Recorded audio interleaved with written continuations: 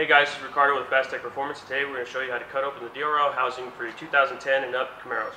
Now as you can see, we took the factory housing and put some masking tape over it, just for the extra protection so when we cut it open. Now for the guys at home, y'all can use a handsaw. Be very careful with it, but today we're going to be using a bandsaw to show you guys how to do it.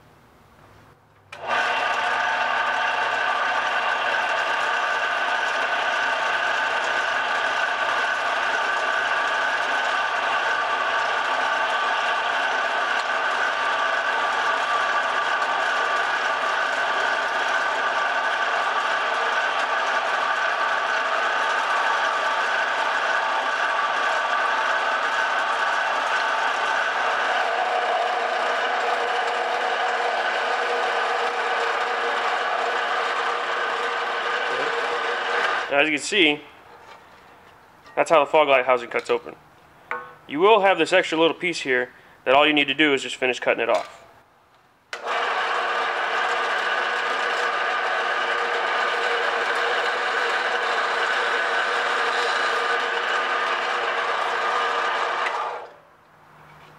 And that's how you cut your fog light housing open.